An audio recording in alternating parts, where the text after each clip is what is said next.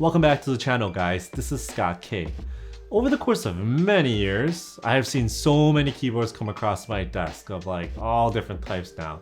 And I can still say that the Havin series of keyboards, they still rank very high to me when it comes to design and beauty. The gorgeous red Havin 65, remember that thing? It was joined by the lavender Havin TKL. Now, Atelier Haven has dropped another one, the smallest brother of the Havin series, the Havin 60%. The previous 65 and the TKL was not only just a feast for your eyes, but also for your ears and your fingers. Can the little brother Havin keep this trend going? Well, let's find out.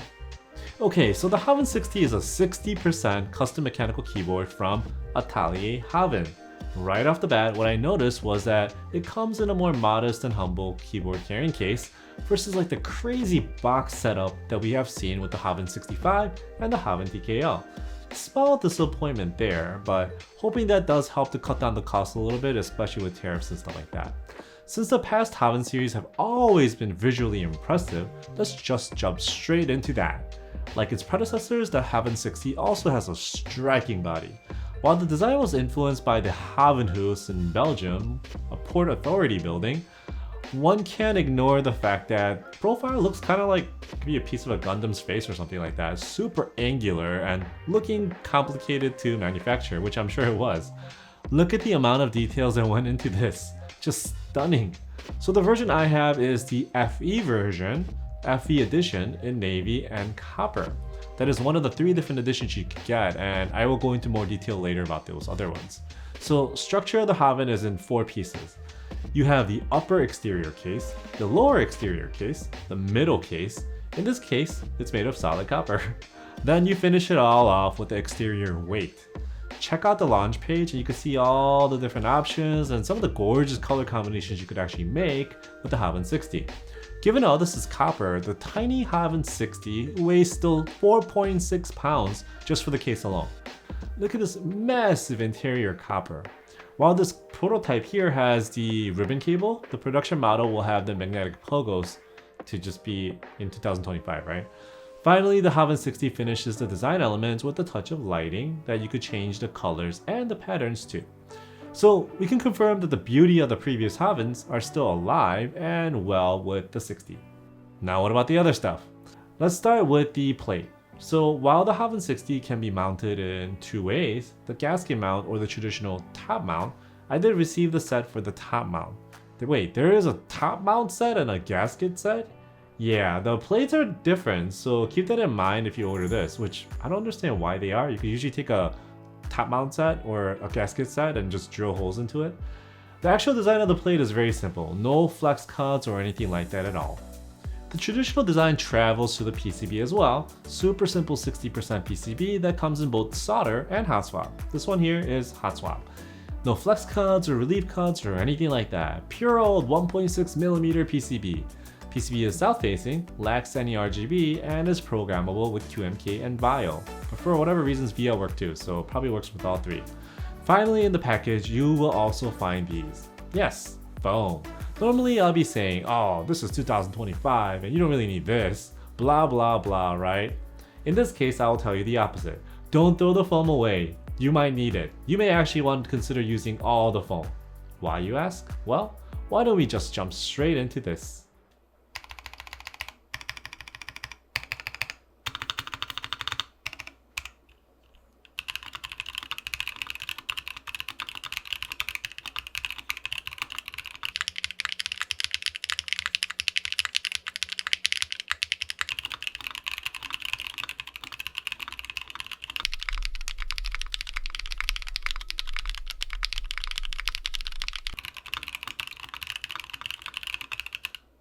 Okay, even without the foams, first 2 Havin series boards sounded great.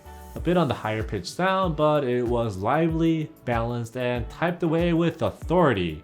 However, the 60, it doesn't have that oomph. Plus, for some reason, the keyboard has a sound characteristic of maybe like a polycarbonate case, like a thicker polycarbonate case, maybe even wood more than a metal one.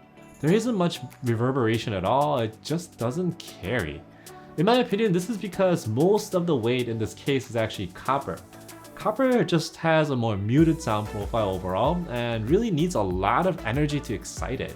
Without any foam, the Havin 60 sounds a bit empty and, dare I say it, kinda dull. So how did I build out this lethargic sounding keyboard? Check it out. So I used all the stock stuff. There really wasn't any choices. I had one plate and one mounting style. So that's that. So aluminum top mounted it was. Now I decided to go with the set of Wuche Morandi switches, which are a deep sounding linear. For stabilizers, a set of Wuche stupid stabs. Yes, that's what they were really called. But they do work pretty well. Finally, I topped it off with a set of DCX Dusk ABS double shot keycaps. Oh my goodness.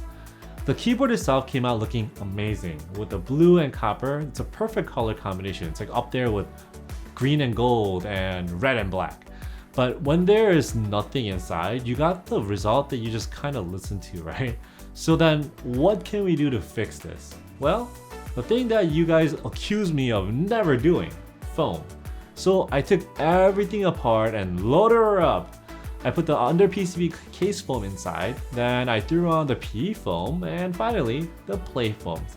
See, when keyboard needs and calls for foams, I am not afraid to use it, and I do use the foam. I just show restraint. But with all the foam included now, what happens to the overall sound? Let's check it.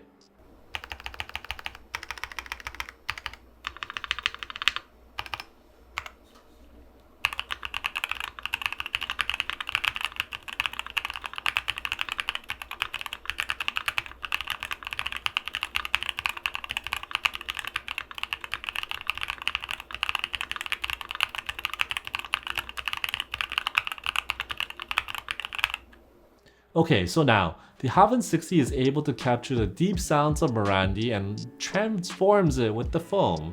It's like the keyboard was actually designed to use it, for better or worse. It's not to control any pinging or any issues like that, because it doesn't really have that. It's to help it amp up the sound a bit. So after all this, what is my thought? Well, it's a bit mixed. I love how it looks, right? It reminds me of the other Havins. They did a great job carrying the beauty of the previous versions right into the Havin 60. The intricate manufacturing and the low case height of just 1.6 millimeters. Keyboard that doesn't really need a wrist rest either. The premium finishing and the fit. The mixture of high-end materials and the heft that comes with that as well. I mean, this whole entire thing weighs over 5 pounds fully built for a 60%. But then you get to the sound and the feel probably too. Perhaps since this is a top mounted keyboard, it is on the stiffer side. Hopefully when you use the gasket mount, it's softer like the previous 65, which was super soft, and the TKL, which was also soft. But the sound is one thing I felt could have been done better, especially a keyboard at this price point. It just stands out so much because the 65% of the TKL did such a great job before, so I was expecting more. Finally, the pricing. Havin series of keyboards were never cheap, they were always expensive. The 65% started around $400 and the TKL was around like $600, pre-tariff mind you. So what about the 60%? Well, it starts around $320 for the SE or the standard edition, which is actually just mostly aluminum with a stainless steel weight. Then it goes up to $420 for this FE edition with the copper added in, and finally $440 for the HE edition, which is essentially the copper edition with the light highlights in the crevice. Oh my goodness. In my opinion, honestly, the SE edition is probably the way to go. This is way too much copper in such a small little case, and I feel that that's what's choking out the sound. SE edition with the gasket mounting probably will fix most of the issues I've seen. So you know what, take it for whatever it's worth. As usual, if you enjoyed this video, please like and subscribe, and I'll have more content for you in the future. Thanks.